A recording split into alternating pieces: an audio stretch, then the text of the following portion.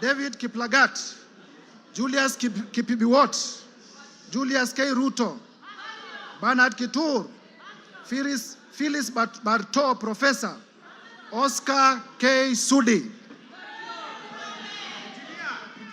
Engineer Oscar Sudi, Dan Wanyama, Honorable Dr. Adagala Beatrice, Amina Dika, Abdi Ali Abdi, Hussein Abdi Bare, Gonzi Rai, Ibrahim Abdi Sanei, Honorable Ker Kasim, Honorable Salah Farah, Karoli Omondi, Robert Gishimu, Michael Mushira, Jared Okello,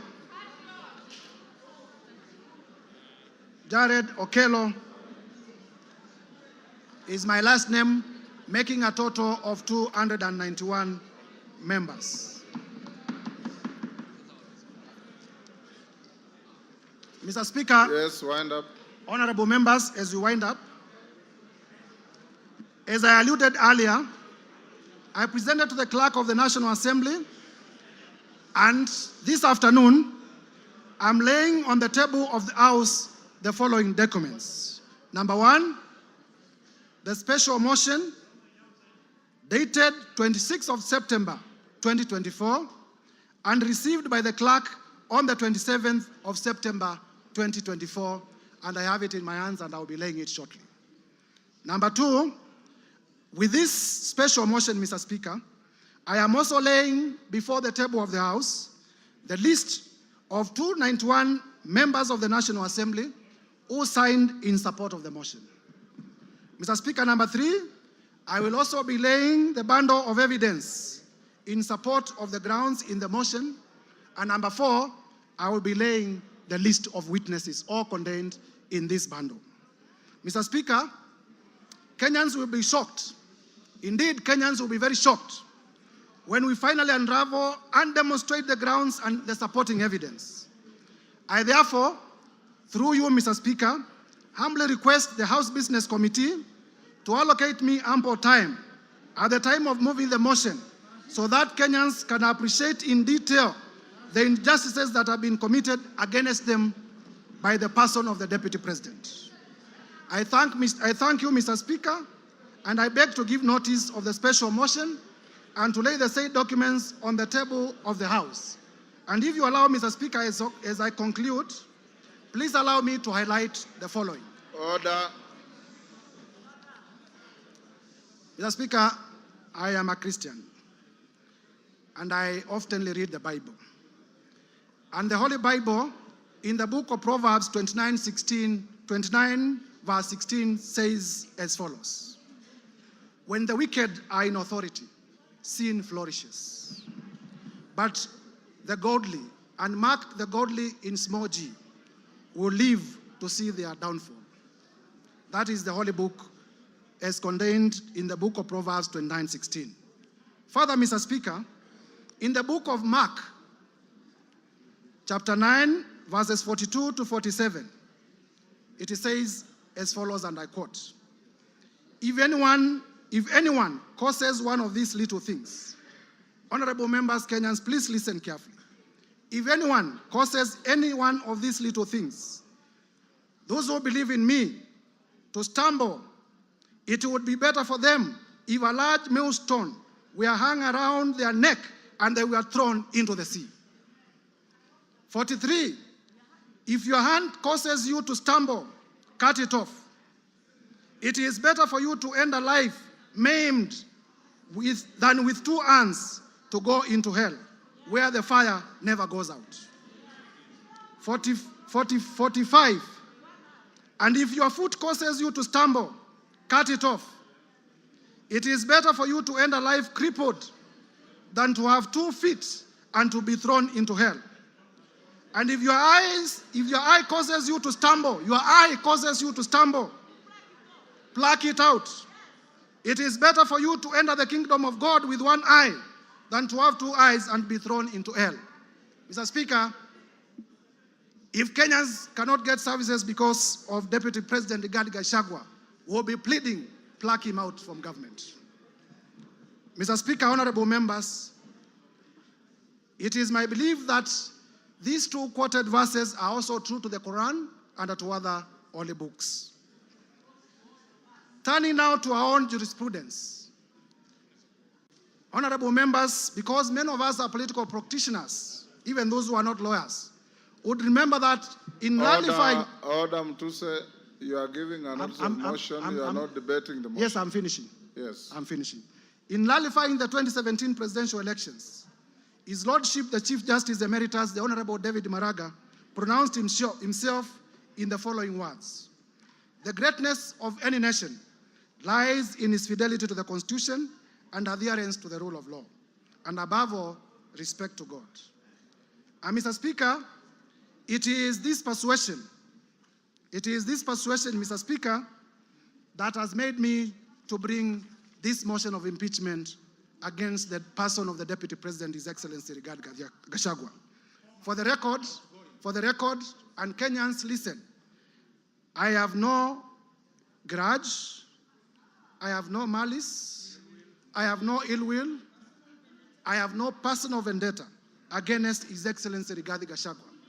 I am just doing my duty as a citizen of the Republic of Kenya and executing my mandate as a member of this House as mandated under the Constitution to bring this motion. I will therefore, Mr. Speaker, with your permission, lay the documents before the House and beg to give notice of the motion. I thank you, Mr. Speaker. Hand over the documents to the clerk.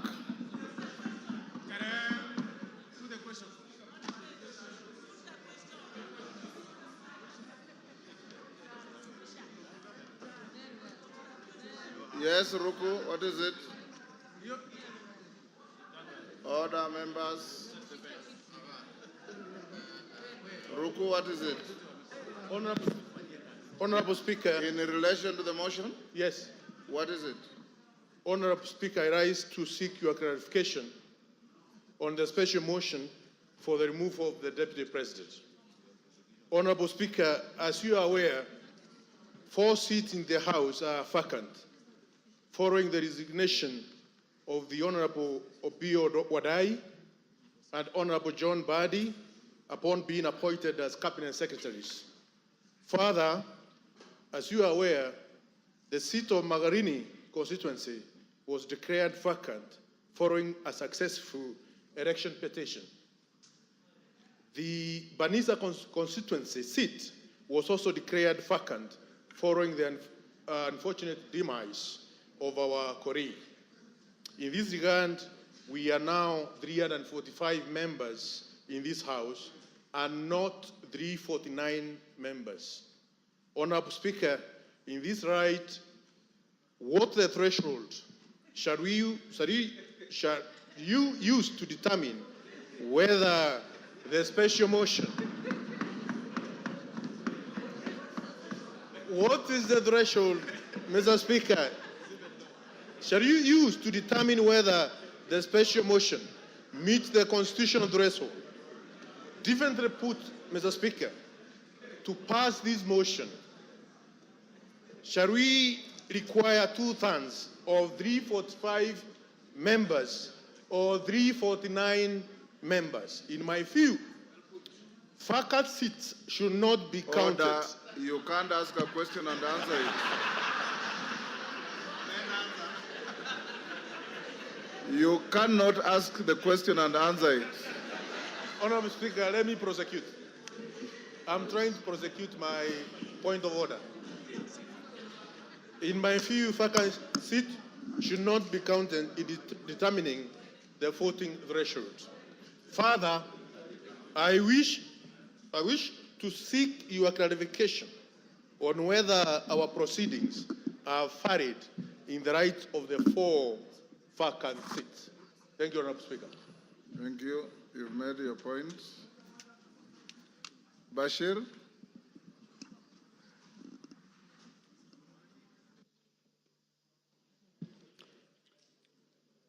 Honorable Speaker, Article 145 and 150 of the Constitution provides for removal of the Deputy President. Our standing order goes to great length on the same to explain the procedure for removal of the Deputy President, as stipulated under Standing Orders 64 and 65. Honorable Speaker, what is clear from reading of Articles 145 and 150 of the Constitution is that the role of this House is just to pass the resolution as to whether the Deputy President shall be impeached or not. It is the exclusive role of the Senate to conduct the trial process. Simply put, we are the initiators and the Senate will be the trial house. Honorable Speaker, consequently, I seek your guidance on whether it is necessary to invite the Deputy President to this House in terms of the right to be heard, noting we have nothing to do with the real process. In my view, the Deputy President shall be required to appear before the Senate, but nevertheless, I seek your indulgence on this matter. Thank you, Honorable Speaker.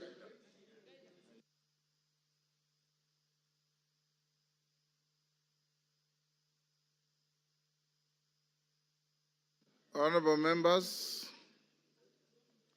we'll leave it there. Yes, Junet. Mr. Speaker, I don't intend to anticipate the debate. I will not allow you to. Yeah, because this is just a notice of motion. But, Mr. Speaker, there are matters that surround the notice of the motion that needs your guidance and action, Mr. Speaker, because, Mr. Speaker, this is a very momentous issue. Because, as you are aware, when this country gave itself the new constitution, Mr. Speaker, Kenyans were very happy. And this is one of the moments in this House, Mr. Speaker, when we are going to exercise Article 150, which has not happened before. So, Mr. Speaker, this is a very, very important matter for this nation, Mr. Speaker, that is being exercised through this House. But having said, Mr. Speaker, as you're aware, there are members from our side and members from the other side who have signed to this petition, to this motion, Mr. Speaker. And, Mr. Speaker, I wanted to get your assurance as the boss of this House, as the leader of this House, as the Speaker of this House, Mr. Speaker, that the 291 members of Parliament who have signed to this motion, Mr. Speaker, their safety and security will be guaranteed, Mr. Speaker. Because the motion does not end at the tabling, at the notice of motion today. It will go through a process. It will be formally again moved. Members will debate and members will vote on it. Mr. Speaker, we want those 291 members of Parliament to turn up here the day of voting, Mr. Speaker, without missing any one of them, Mr. Speaker. Mr. Speaker, we have just passed the new Inspector General of Police the other day here, Mr. Kanja. Not really. He must take responsibility as the Inspector General of Police, Mr. Speaker, to guarantee the safety, as the Inspector General of the country, Mr. Speaker, to guarantee the safety and the security of the 291 members. Mr. Speaker, you know this thing. What we are doing is not a small thing, Mr. Speaker. When Trump was being removed, was being impeached in the United States, Mr. Speaker, you know what he attempted to do. And what can happen here, you know, Mr. Speaker. And let us not fight, let us not begrudge anyone, because what the House is doing is constitutional, because the House is just exercising its mandate. It's not doing anything outside the Constitution. There is nothing unconstitutional that's happening in this House, Mr. Speaker. You can impeach a cabinet secretary, you can impeach a deputy president, you can impeach the president if you wish so. So, Mr. Speaker, this is an exercise that is given to us by the Constitution. So, Mr. Speaker, you've made your point. I have made my point, but I conclude by saying this, Mr. Speaker. That, Mr. Speaker, when we were elected, Mr. Speaker, as members of Parliament, we became the staff of the Parliamentary Service Commission. Each member here, Mr. Speaker, they are employer, they are employees of the Parliamentary Service Commission, which you are the chairman, Mr. Speaker. So, Mr. Speaker, I have spoken on behalf of the members because when they were signing, that is what they told me, Mr. Speaker, as the minority leader. They told me, we are in support of this thing, we are really ready to move, but we want things done legally and procedurally and within the Constitution, inside Parliament and outside Parliament. Thank you, Mr. Speaker. Thank you. I don't want to open debate.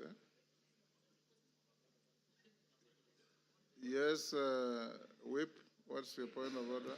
Honourable Speaker, I also seek your guidance and indulgence on the notice of motion that has just been tabled here today, because we all agree that post-2010 Constitution, this is unprecedented. In as much as it happened years back, this is very new, post-2010 Constitution, and we will need a bit of some guidance. Ordinarily, Honourable Speaker, any motion that is brought before this House and that is of public interest goes through the entire process, including public participation, Honourable Speaker. I need to seek your guidance and indulgence on the place for public participation as far as this notice of motion is concerned. Because looking at the jurisprudence that has been made by the courts and the lower legislative arm, which is the county assemblies, on the impeachment of the governors and deputy governors, Honourable Speaker, you'll realize and notice that many impeached governors or their deputies challenge their impeachment based on the process of public participation, Honourable Speaker.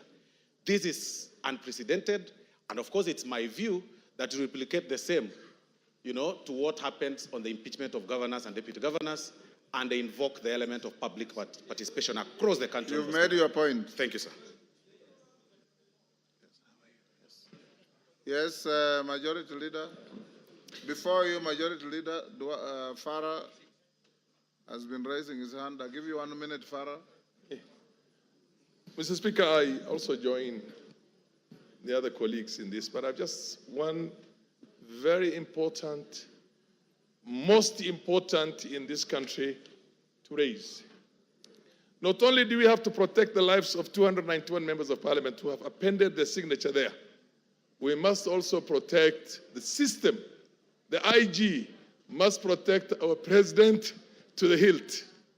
Because you know the kind of a constitution we have. Any reckless thug can decide to change the course of history if, God forbid, anything were to happen to our president. You get my point? And there are people who we have been so worried lately, I get the feeling that they can even have the capacity to plan something like that. Let us make sure this information goes out. Our president must be protected to the hilt until this motion is over. Because if, God forbid, anything were to happen, then we have something much bigger to worry about. Thank you. And those guys are... You're the last on that. Thank you, Honourable Speaker. My Honourable Speaker, if you will indulge me, I'll add something on security. But before that is on Standing Order 85, Honourable Speaker. 85-2, which Honourable Speaker would beg, even as you guide members, that members listen, that it shall be out of order to anticipate the debate of a motion of which notice has been given by discussion upon a substantive motion or amendment and all that is said in the standing orders, Honourable Speaker. And I say this, Honourable Speaker, because I know we are in an open and transparent society, and many of us will be invited to media stations to discuss this impeachment motion which notice has been given today.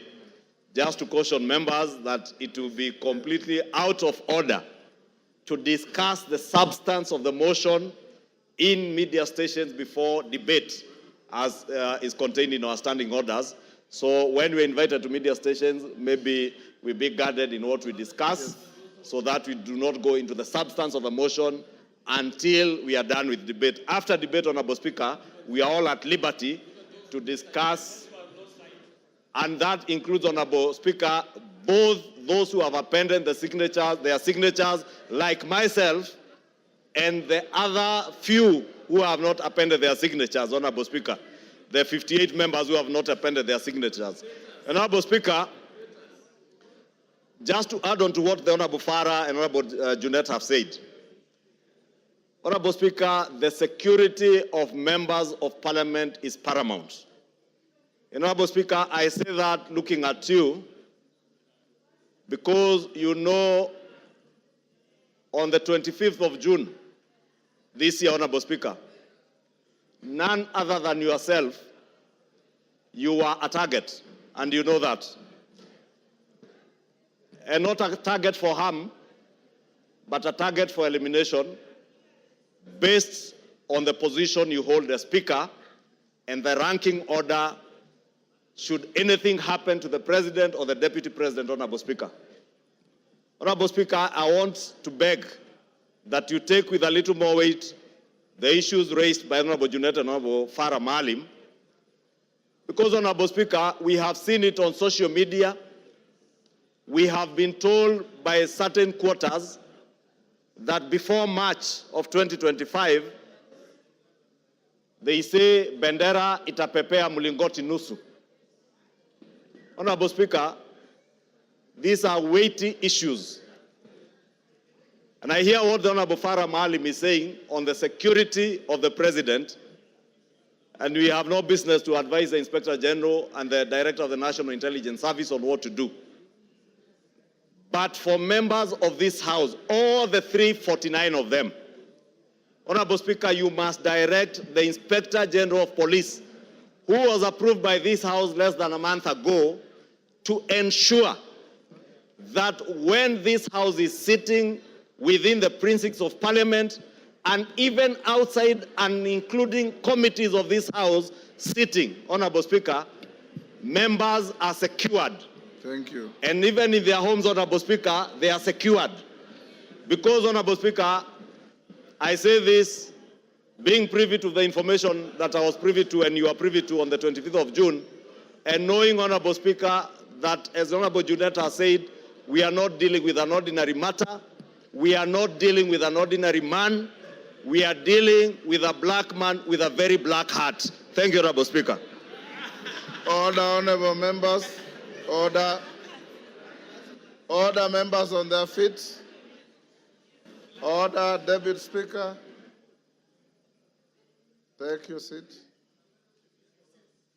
Take your seats, those who are... Honorable members, those points raised, I'll address them later in the day. I want to direct members of the House Business Committee to retreat to room 9 so that we can have House Business Committee to address, among other things, the process of disposing of this motion in the shortest time possible so that we don't maintain anxiety unnecessarily, and the issues that you have raised about public participation and others. So after the House Business Committee, the Speaker will come back to the House at about 5 and give you direction on what we shall do from here going forward. So I'll now direct the Deputy Speaker to come and take the seat so that members of the House Business Committee, Juneta and your team, Ichungo, your team, all troop to room 9 for a meeting immediately. I've closed that chapter, Mshomba. You didn't raise your hand when I was giving people. That chapter is closed. I'm sorry I didn't see you. Yes. Pardon?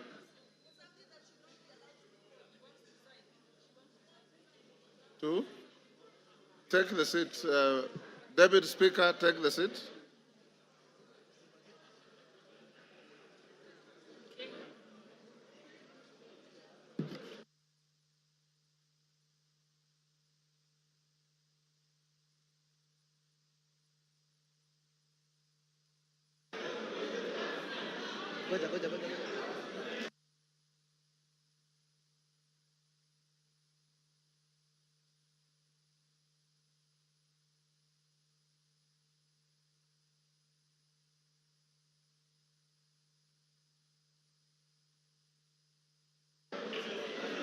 Next order. Order number 7, questions and statements.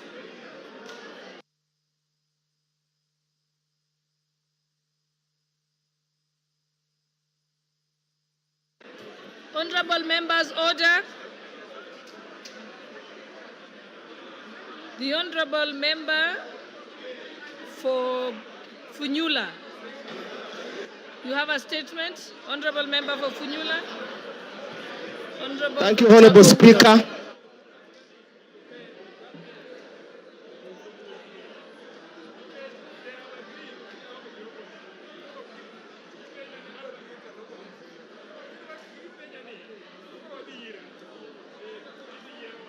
Honorable Speaker,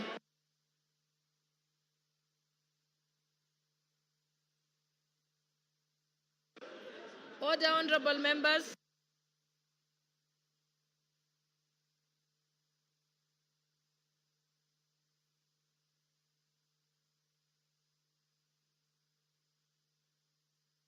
Order, honorable members.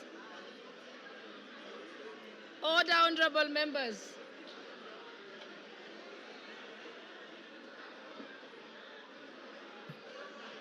Order, honorable members.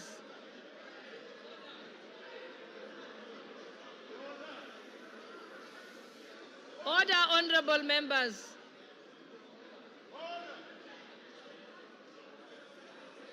Order, honorable members. Okay, I think we can proceed. Honorable member for Funyula, let's allow Dr. Pukose to make his statement, then you go next. Honorable Pukose, Chairperson of the Health Committee. Honorable members, please. Thank you, Madam Speaker. Thank you, Madam Speaker.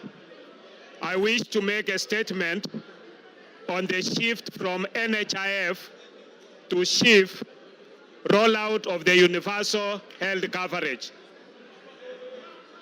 Honorable Speaker, the Ministry of Health and Social Health Authority is today rolling out the Social Health Authority healthcare services and benefits under the three funds. That is the Primary Health Care Fund, Social Health Insurance Fund, and the Emergency Chronic and Critical Illness Fund established under the Social Health Insurance Act number 16 of 2023 that was enacted by this House almost a year ago.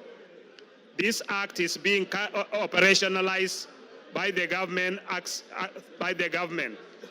Access to SHA healthcare services and the benefits being offered by SHA is being rolled out today, 1st October 2024. As the chairperson of the Departmental Committee on Health, I rise to give a statement on matters concerning the procurement of the Integrated Health Information Technology System by the Ministry of Health, which has elicited a lot of debate. Honorable Speaker, members of the Departmental Committee on Health have raised concerns regarding the procurement of this system. In response to these concerns, the Ministry of Health was invited to clarify the procurement process and to provide evidence of compliance with the Public Procurement and Asset Disposal Act, CAP 412C. Honorable Speaker, the committee made the following observations from its engagements with the ministry. One, the Ministry of Health, through the State Department for Medical Services, undertook the procurement of Integrated Health Information Technology System as part of the implementation of universal health care in the country.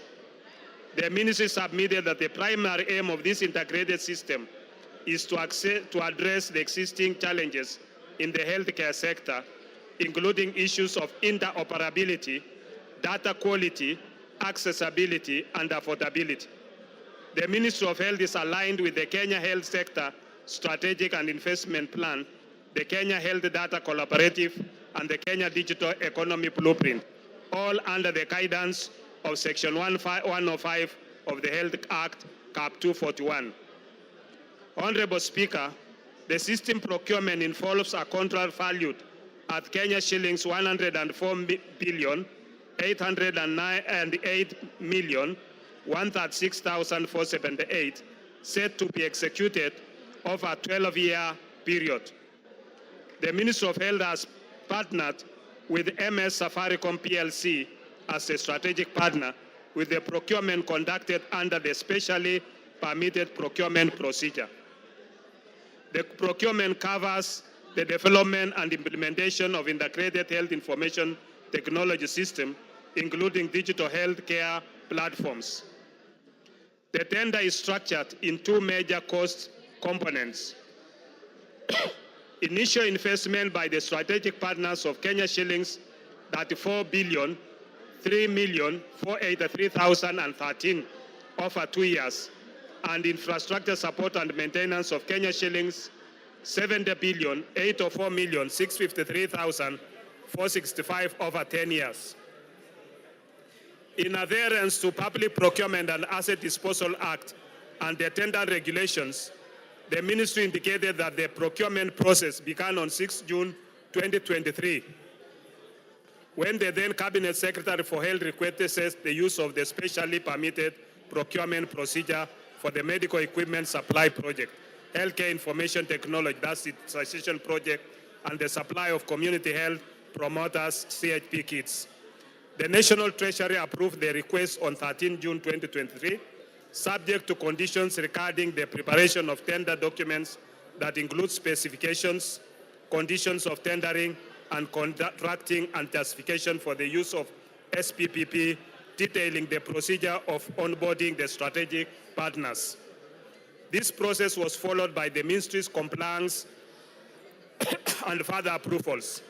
The bid documents were issued on 9th May 2024 and closed on 15th May 2024. After the tender evaluation and negotiation, the ministry submitted a draft contract to the Office of the Attorney General for review and necessary advisory in line with Section 134(2) of the PPADA.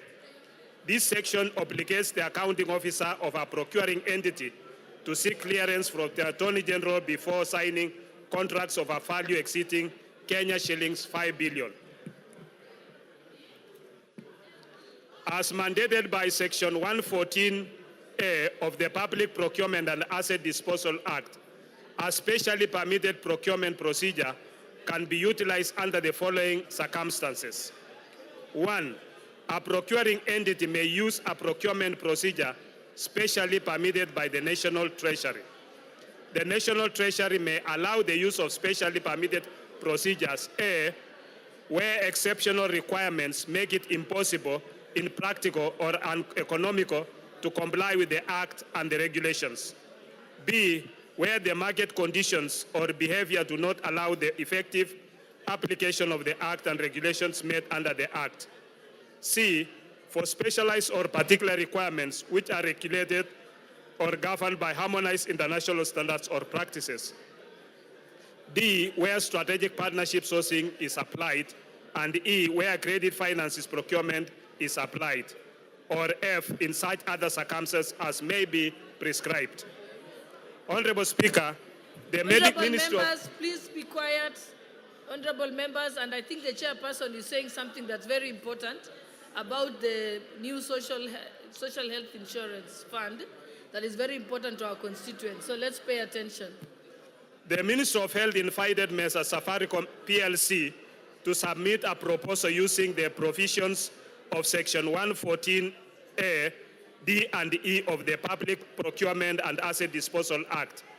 Mesa Safaricom PLC submitted a technical proposal and a financial proposal as a consortium with Convergence Network Solution Limited and Apiero Limited. With Safaricom PLC. Hold on. Honorable members, those who want to have little kamkunjis, if you could kindly go to the lounge so that we can listen to this very important report. With Safaricom PLC being the lead bidder in the consortium. Safaricom PLC roles in the consortium involves overseeing the entire project, ensuring that all consortium partners adhere to the contract's terms and deliver their respective components as per the agreed scope. Safaricom PLC was approached as a strategic partner owing to its strong capacity to manage and coordinate the project effectively. Safaricom PLC is the largest telecommunications company in Kenya and one of the most advanced in East Africa. Safaricom has a major technological advantages, particularly its extensive 5G network, which currently reaches 77% of the Kenyan population. In addition, Safaricom's network covers over 99% of the country, providing connectivity in remote areas. These factors made Safaricom the most suitable partner for a large-scale project that requires robust and reliable digital infrastructure. Honorable Speaker, Convergence Network Solutions Limited, founded in Canada, is a leading digital transformation IT company with its headquarters in Nairobi. It established operations in Kenya in 2014 when it was incorporated on 2nd April 2014.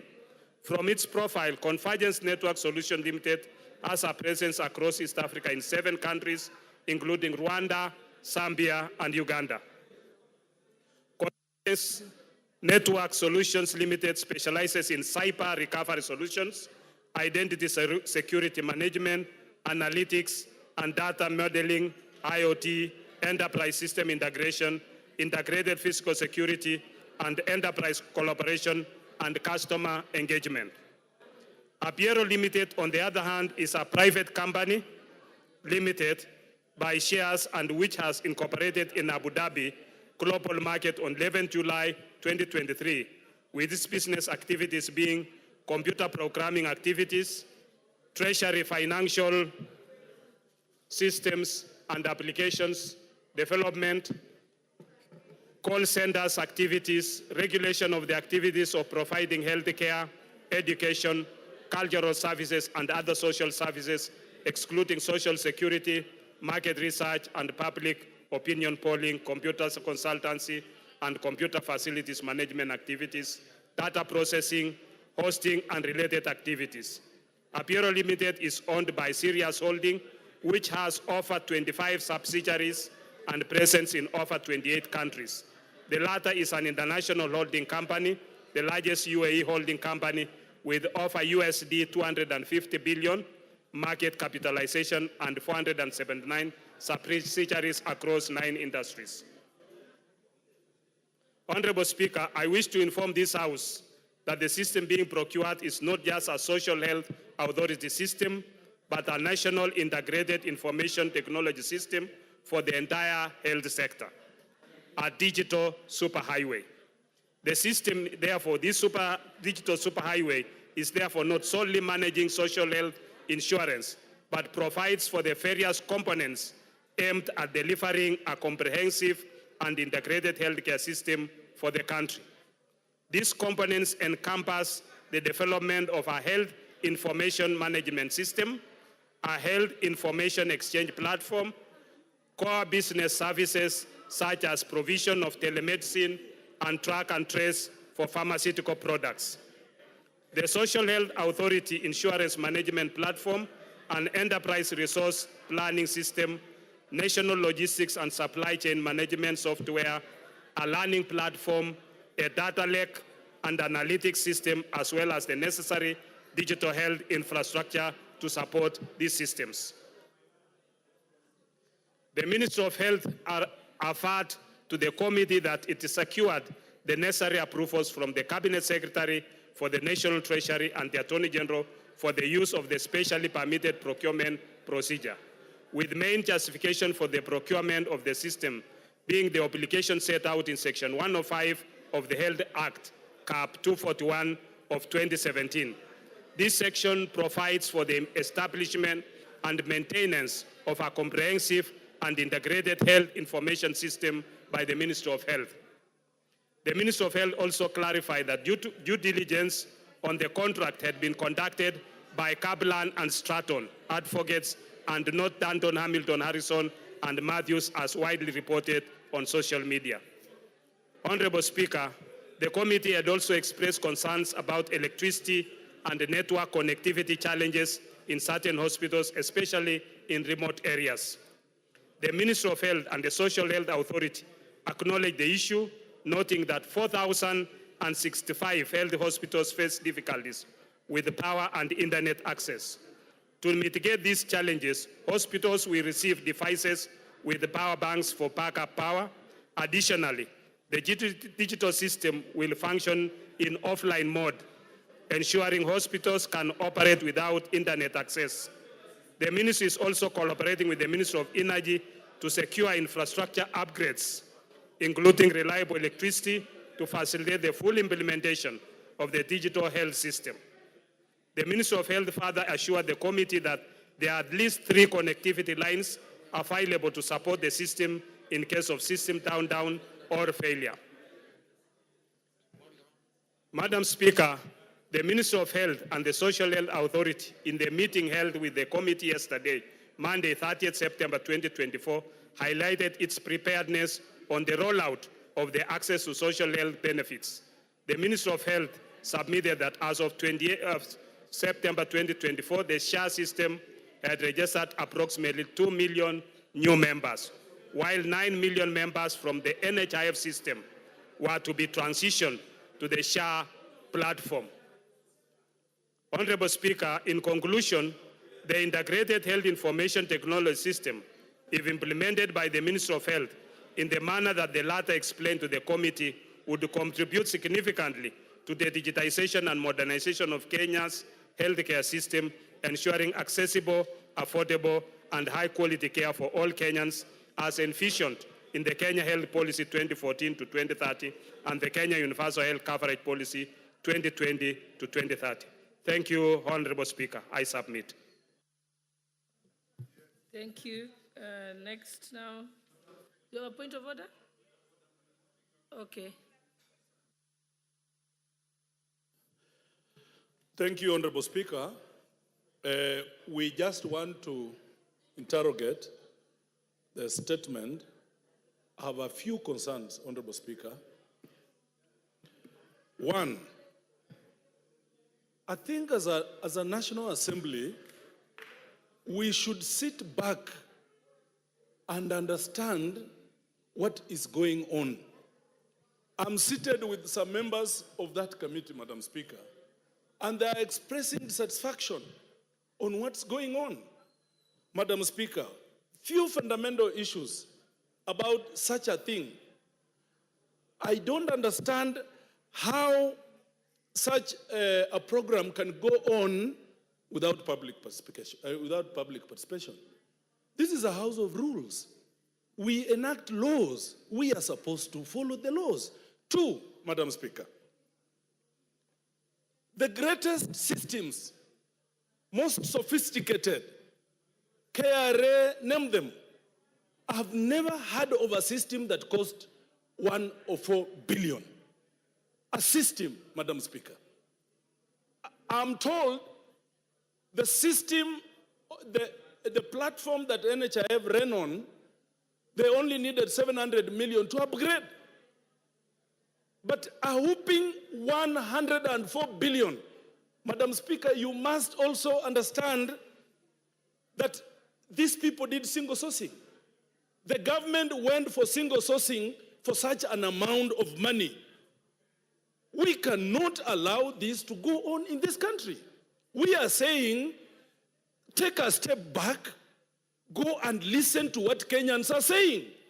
We cannot take all the important infrastructure of this government in one foreigner called Adani. We cannot. We cannot give him the airport. We cannot give him Ketraco. We cannot give him our health system. It's going to collapse. Lastly, Madam Speaker, I have read and interrogated this statement very well. The benefits that NHIF was giving were superior than the benefits this system is going to give, Madam Speaker. I want to beseech this National Assembly that when the country is headed in a wrong direction, we must say no. Let's step back and listen. This thing is a bad thing. It is causing damage to our country. We will not have a country at the end of the day. Mr. Chairman, sit back, go and follow processes. You cannot award a contractor of 104 billion by single sourcing. You cannot. The eating is just too much. We should not allow this eating and looting in this country. Thank you, Madam Speaker.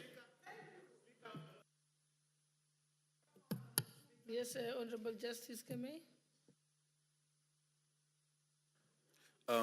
Thank you, Madam Speaker. Make it brief so that the chairperson will be able to respond. I'll be very brief, Madam Speaker. and mine is not related to the statement that has been given by the chairman of the Health Committee. But Madam Speaker, I thought I'm only letting you, I'm entertaining any comments on what the chairperson has said. What do you want to talk about? Sorry, Chair. I had sought a statement from the chairman of the Health Committee on the 15th of August this year on the state of smallpox in this country, mpox, sorry. Okay, I think there's no relevance to what we are discussing now, so you'll have to ask that at another time. Okay. Yes, Honorable Member for Funyula, then I'll come to you, Beatrice Elachi. Honorable Speaker, I'll make it very brief. Honorable Speaker, I'm shocked beyond belief. I'm shocked that a member of parliament can come and stand here and justify the massive rip-off. 104 billion, Honorable Speaker, just to run a system. Honorable Speaker, to be honest, Chairman, we beseech you. You are a Kenyan. Be mindful of the people of Kenya. 104 billion going to the hands of insiders of this government is a rip-off.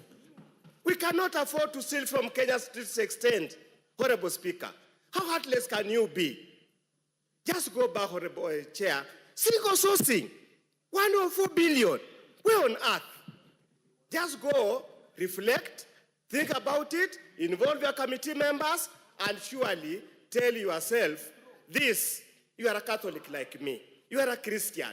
You cannot afford to steal when you have no remorse. Thank you, Honorable Speaker. Honorable Elachi. Thank you, Madam Speaker. Mine is just to ask Chair to guide us, because we have many people with chronic diseases who have been using NHIF. We have now changed from today into shift. And they need to understand that if I go, because when you say star 147, everybody was trying and nobody was able even to enter into this system.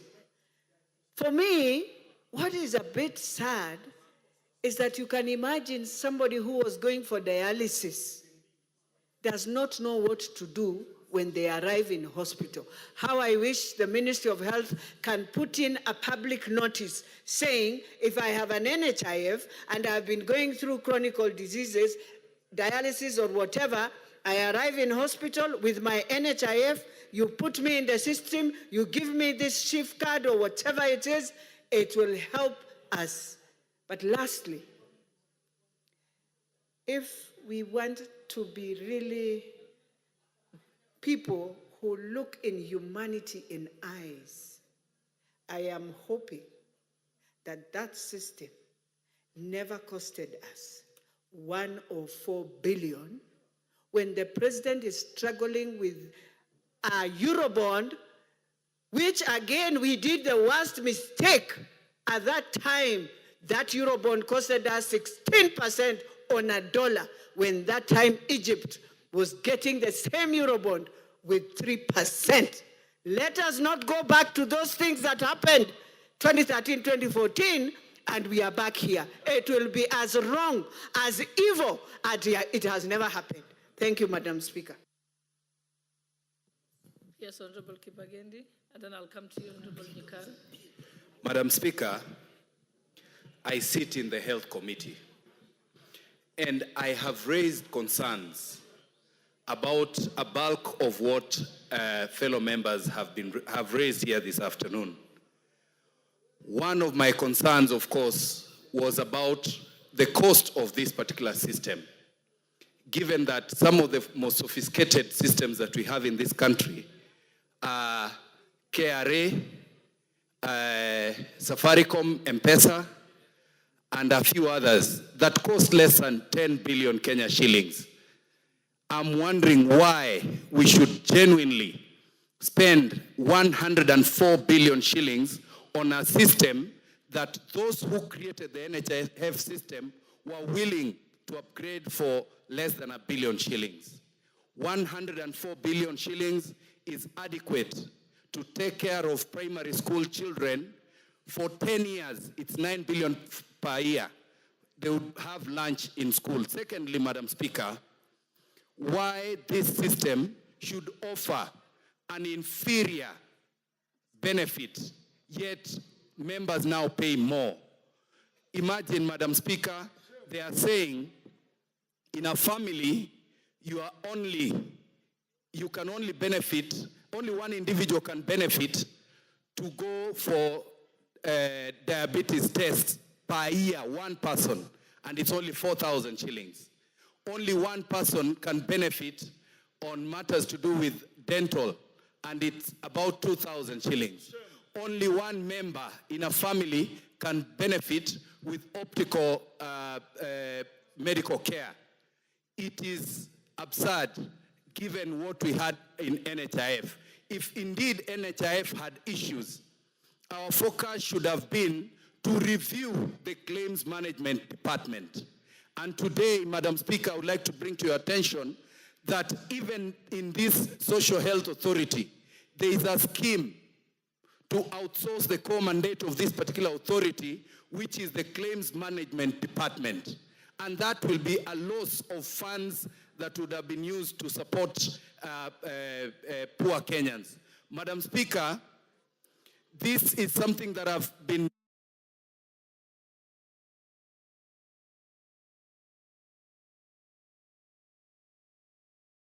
to request that through our committee, we step back and look at I've forgotten to mention, in our committee, we requested the ministry to produce even one photo of a public participation event.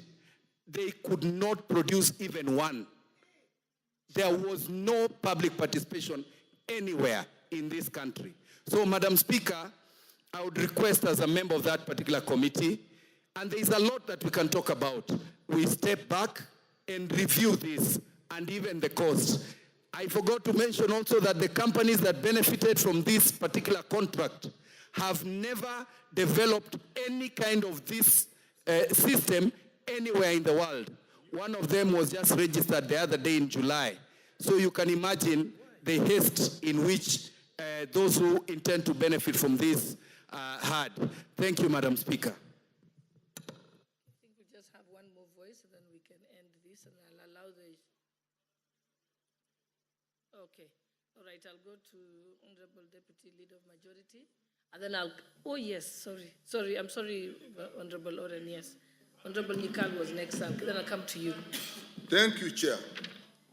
I'm a member of the Health Committee, and I'll stand here and say the statement our Chair has read does not reflect the position of the members of that committee. Statement number one, and I say it with courage. Two, let me finish. What's your point of order? Madam Speaker, indeed, if members of the Health Committee are saying that what the statement the chairman has read to this House is not a representative of the views of members of the Health Committee, then why are we discussing it in the first place? Okay. Yeah, why are we discussing it, Madam? Okay. Is that in order? So let me allow Honorable Nikal, and then you will have a chance to respond to this, Honorable Bukose. Speaker, to begin with, we were not even aware that this statement was going to be made here. And when there are three issues here, one is the issue, the integrated health information system, the purchase of which is costing 104 billion. That's one issue.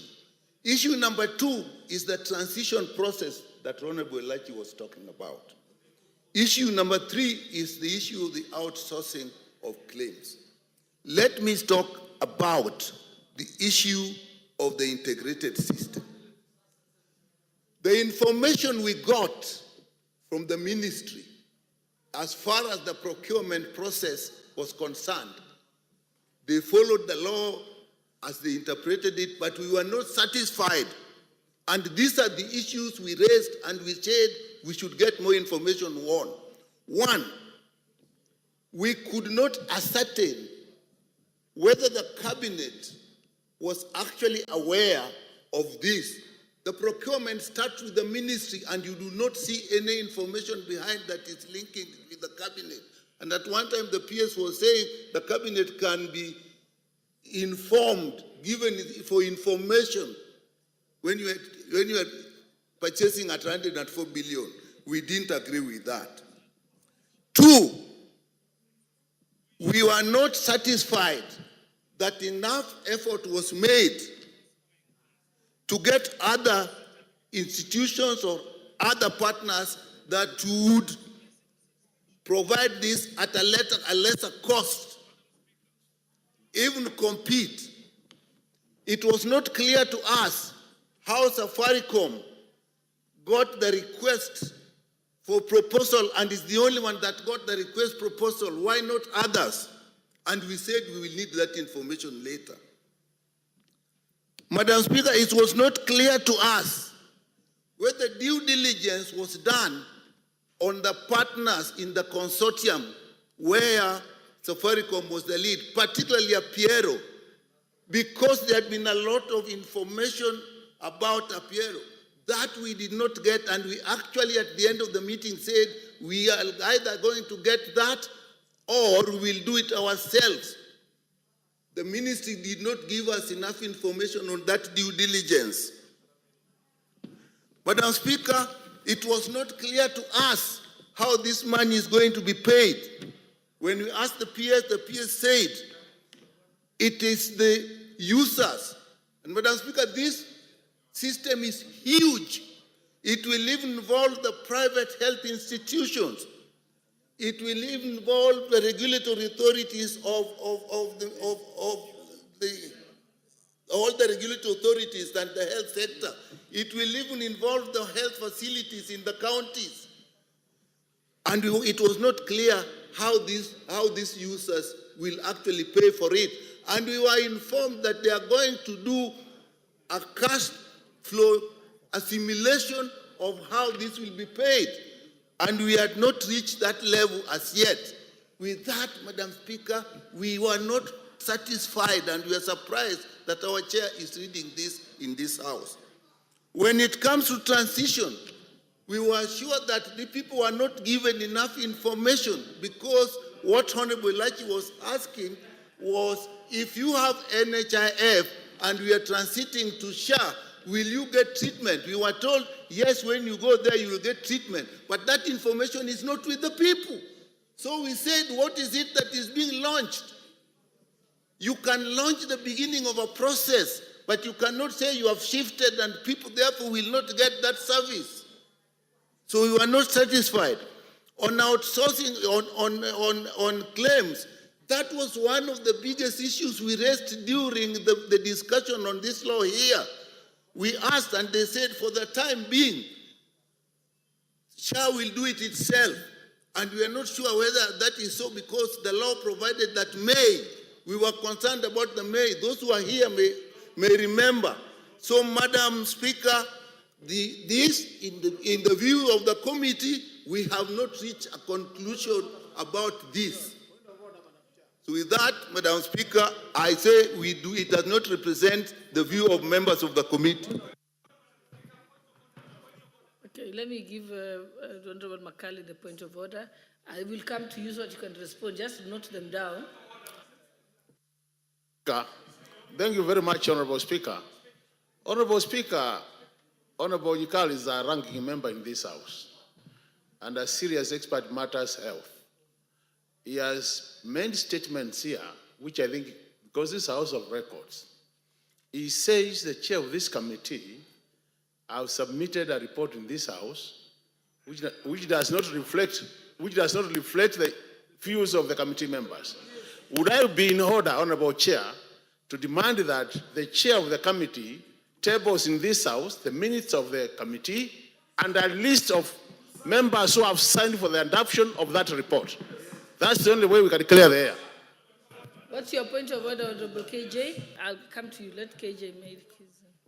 Madam Speaker, as much as this is a House of Records, it's also a House of Procedure.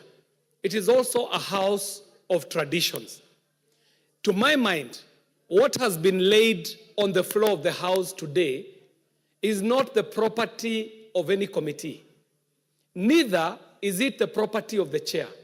In fact, if I was keen enough to listen to what the chair said when they were moving this, the chairperson, Dr. Pukose, said that he's presenting as a ministry statement.